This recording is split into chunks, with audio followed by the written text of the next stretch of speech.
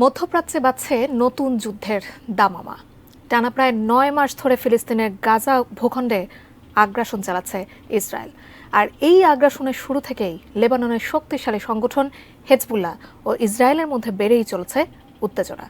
সম্ভাব্য সংঘাতে তুরস্কের পর এবার হেজবুল্লাহর পাশে দাঁড়িয়েছে ইরান।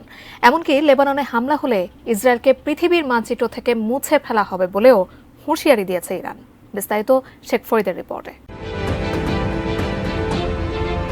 লেবাননে সামরিক আগ্রাসনের বিরুদ্ধে ইসরায়েলকে সতর্ক করেছে ইরান। ইরানের জাতিসংঘ মিশন জানায়, এই ধরনের আগ্রাসন ইসরায়েলকে পৃথিবীর মানচিত্র থেকে মুছে ফেলার দিকে নিয়ে যাবে। সামাজিক যোগাযোগ মাধ্যম এক্সে দেওয়া এক পোস্টে এমন হুঁশিয়ারি দিয়েছেন ইরান। মধ্যপ্রাচ্যে জুড়ে থাকা ইরান সমর্থিত গোষ্ঠীগুলোর কথা উল্লেখ করে জাতিসংঘ মিশন জানায়, বিকল্প উপায়সহ সব প্রতিরোধ যোদ্ধাদের সম্পৃক্ততা নিয়ে আলোচনা চলছে। এছাড়া লেবাননে হিজবুল্লাহর উপর ইসরায়েলের আক্রমণের হুমকিকে মনস্তাত্ত্বিক যুদ্ধ ও অপপ্রচার বলে অভিহিত করা হয়েছে। এর আগে গাজায় সংঘাত শুরু হওয়ার পর থেকে দুই দেশের সীমান্তে ইসরায়েলি বাহিনী ও হিজবুল্লাহর মধ্যে প্রায় প্রতিদিনই গুলি বিনিময় চলছে। চলতি মাসে প্রধানমন্ত্রী বেনিয়ামিন নেতানিয়াহু ঘোষণা দেন, লেবানন সীমান্তে যুদ্ধের প্রস্তুতি নিচ্ছে ইসরায়েল। নেতানিয়াহুর এমন ঘোষণার পরই ইসরায়েল লেবানন যুদ্ধের সংখ্যা আরও বেড়েছে।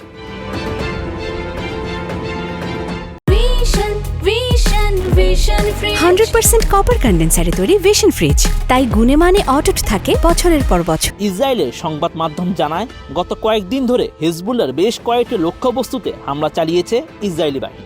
বিশেষ করে জাপকিন এলাকায় একটি সামরিক ঘাঁটি, খিয়াম এলাকায় দুটি অপারেশনাল অবকাঠামো এবং আল হাদিসা এলাকার একটি হিজবুল্লাহ ভবনে বিমান হামলা চালানো হয়েছে।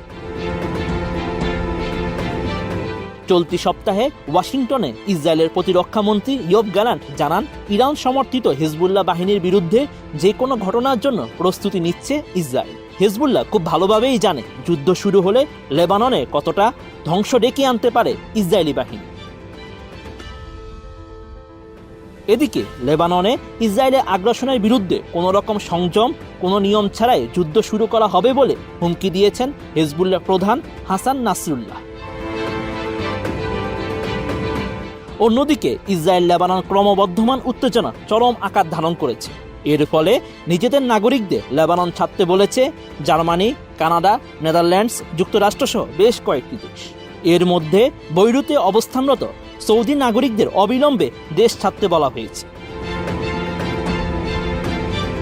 বার্তা সংস্থা আনাদুলো জানায়, ইসরায়েল হিজবুল্লাহর মধ্যে পূর্ণাঙ্গ যুদ্ধের একের পর এক আশঙ্কার মধ্যে 7টি দেশ তাদের নাগরিকদের লেবানন ছেড়ে যাওয়ার আহ্বান জানিয়েছে। এছাড়া আরও 5টি দেশ তাদের নাগরিকদের এই সময়ে লেবাননে ভ্রমণ থেকে বিরত থাকার পরামর্শ দিয়েছে। শেখ ফরিদ, ATN।